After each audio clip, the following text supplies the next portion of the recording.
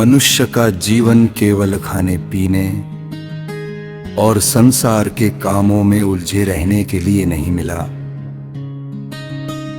ये जीवन एक अनमोल अवसर है जिसमें आत्मा अपने असली घर का रास्ता पहचान सकती है। जब आत्मा इस संसार में आती है तो माया और मन के जाल में उलझकर अपने असली स्वरूप को भूल जाती है।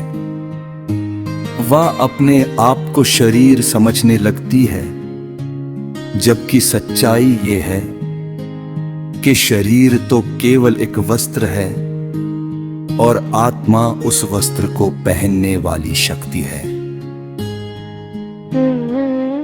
संसार की दौड़ में मनुष्य दिन रात लगा रहता है,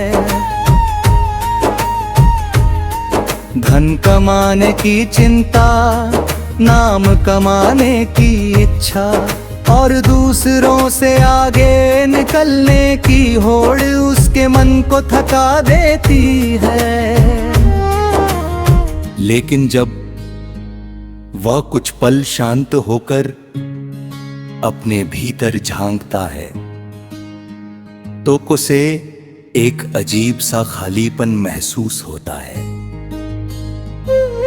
ये खालीपन इस बात का संकेत है कि आत्मा को अभी तक उसका सच्चा सहारा नहीं मिला। रूहानी मार्ग पर चलने वाले संतों ने हमेशा यही बताया है कि असली सुख बाहर नहीं बल्कि भीतर है। दामन की चीजें मन को थोड़ी देर के लिए खुश कर सकती है, लेकिन आत्मा को शांति नहीं दे सकती। जब तक आत्मा अपने मूल से नहीं जुड़ती तब तक उसे सच्चा आनंद नहीं मिलता। ये जुड़ाव केवल नाम और भक्ति के मार्ग से ही संभव होता है। सतगुरु का महत्व यहीं से शुरू होता है। सतगुरु वो है जो अंधेरे में भटकी आत्मा को रास्ता दिखाता है। जैसे कोई दीपक अंधेरी रात में राह को रोशन कर देता है, वैसे ही सतगुरु आत्मा को उसके घर का मार्ग दिखाता है। सतगुरु केवल शब्दों से शिक्षा नहीं देता, हल्की व्यवहार कमा के भीतर उस रूहानी धुन को जगाता है, जिसे सुनकर आत्मा अपने स्रोत की ओर खींचने लगती है। जब मनुष्य सतगुरु की शरण में आता है तो उसका जीवन धीरे धीरे बदलने लगता है। पहले उसका मन संसार की बातों में भटकता था, अब वही मन नाम की मिठास में डूबने लगता है। पहले उसे क्रोध, लोभ और अहंकार घेरे रहते थे, अब उसके भीतर विनम्रता और प्रेम का दीप जलने लगता है।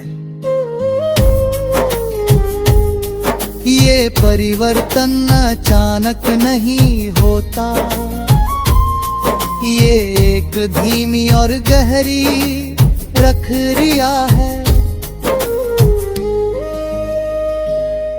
जैसे कोई बीज मिट्टी में बोया जाता है और समय के साथ अमुंकुर बनकर वृक्ष बनता है, वैसे ही भक्ति का बीज भी धीरे धीरे आत्मा में फलता फूलता है। जब मनुष्य नियमित रूप से भक्ति और सिमरन करता है तो उसका मन धीरे होने लगता है। सत्संग का महत्व भी बहुत बड़ा है। सत्संग वह स्थान है जहाँ आत्मा को सच्चाई की याद दिलाई जाती है। जब मनुष्य सत्संग सुनता है तो उसे ये समझ आने लगता है कि संसार का खेल अस्थाई है। धन, पद और प्रतिष्ठा, ये सब यहीं रह जाने वाली चीजें हैं। जो चीज आत्मा के साथ जाती है वह केवल नाम और प्रेम है। रूहानी मार्ग पर चलने के लिए सबसे पहली आवश्यकता है विनम्रता। जब तक मनुष्य अपने अहंकार को नहीं छोड़ता तब तक वो सच्चे ज्ञान को ग्रहण नहीं कर सकता। अहंकार मनुष्य को अंधा बना देता है। वो सोचता है कि उसे सब कुछ पता है, इसलिए वो सीखने की कोशिश ही नहीं करता। लेकिन जब कोई व्यक्ति सच्चे मन से ये स्वीकार करता है कि वह अभी अधूरा है और उसे मार्गदर्शन की आवश्यकता है, तभी उसके भीतर सीखने का द्वार खुलता है। यही वह क्षण होता है जब आत्मा का सफर सचमुच शुरू होता है। संतों ने प्रेम को सबसे बड़ा साधन बताया है। प्रेम वो शक्ति है जो आत्मा को ऊपर उठाती है। जब मनुष्य अपने सतगुरु से प्रेम करता है तो उसका मन धीरे धीरे संसार से हटकर भीतर की ओर मुड़ने लगता है। भक्ति का असली अर्थ यही है कि मनुष्य अपने मन को नाम में टिकाए।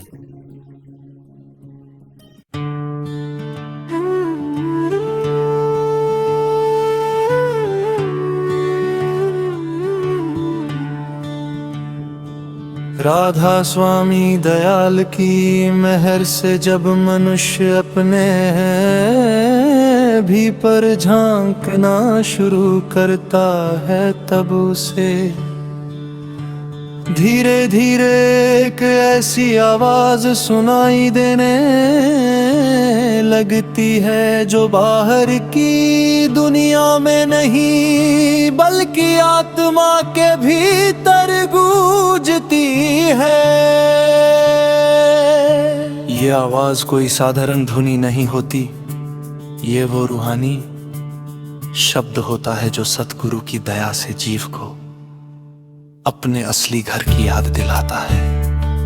संसार में हम दिन रात तरह तरह की आवाजें सुनते हैं, परंतु उन सब के बीच जो सबसे पवित्र और सच्ची धुनी है वो अंदर से उठने वाला वो शब्द है जिसे संतों ने अनहद नाद शब्द धुन या रूहानी आवाज कहा है।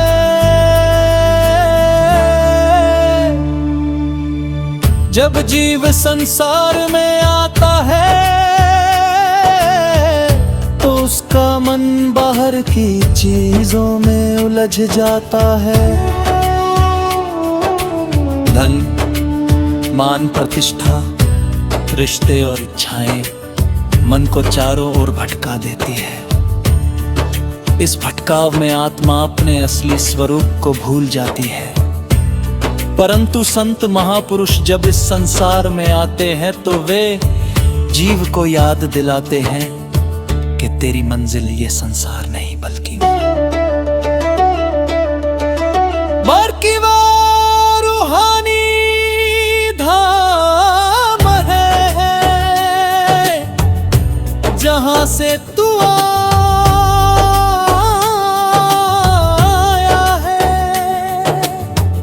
सतगुरु का काम यही है कि वे जीव को उस अंदर की आवाज से जोड़ दे जो उसे परमात्मा तक पहुंचा सकती है। राधा स्वामी मत में शब्द को सबसे बड़ा साधन बताया गया है। ये शब्द कोई बोला हुआ शब्द नहीं बल्कि वो दिव्य धुन है जो हर जीव के भीतर निरंतर बज रही है। परंतु मन की चंचलता और माया की परतें इतनी घनी होती है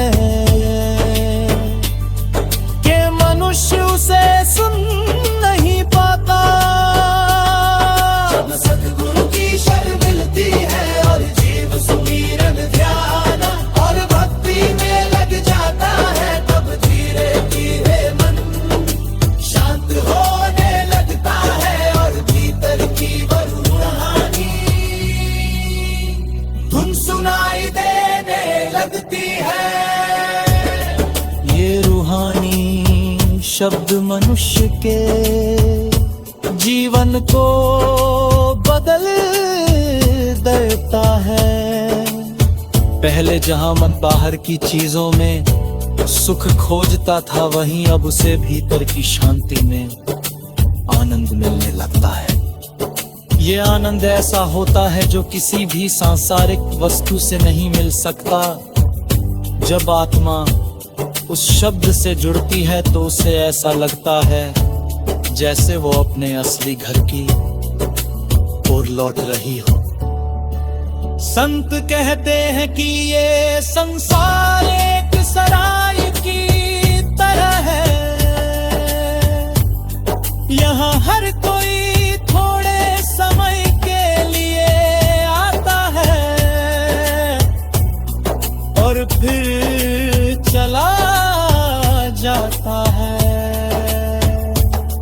जो लोग सच्चाई को समझ लेते हैं वे अपने जीवन को व्यर्थ की दौड़ में नहीं गवाते। वे सतगुरु की शरण लेकर उस अंदर की रोहनी आवाज को सुनने की कोशिश करते हैं। यही आवाज उन्हें सच्चे सुख और शांति की ओर ले जाती है। जब जीव नियमित रूप से भक्ति करता है, सुमिरन करता है और सतगुरु की वाणी पर अमल लगता है, तब धीरे धीरे उसका मन निर्मल होने लगता है। मन की अशुद्धियां दूर होने लगती है और आत्मा की चमक प्रकट होने लगती है। इसी अवस्था में वह रूहानी शब्द स्पष्ट होने लगता है। ये अनुभव शब्दों में पूरी तरह व्यक्त नहीं किया जा सकता, क्योंकि ये आत्मा का अनुभव होता है। सतगुरु की महिमा इसी में है कि वे जीव को उस रास्ते पर चलना सिखाते हैं जहां से वो अपने असली घर तक पहुंच सकता है। वे बताते हैं कि बाहर की दुनिया में जितनी भी खुशियां दिखाई देती हैं वे सब अस्थाई हैं। सच्ची खुशी तो केवल उस परमात्मा के नाम में है जो हर जीव के भीतर बसता है। जब मनुष्य उस नाम से जुड़ जाता है तब उसके जीवन में एक नई रोशनी आ जाती है। राधा स्वामी दयाल की दया से जब जीव को सद्गुरु की संगन देती है तब उसका जीवन धन्य हो जाता है। सत्संग के माध्यम से उसे सच्चाई का ज्ञान मिलता है और भक्ति के माध्यम से वह सच्चाई का अनुभव करने लगता है। धीरे धीरे उसके भीतर प्रेम, दया और विनम्रता जैसे गुण विकसित होने लगते हैं।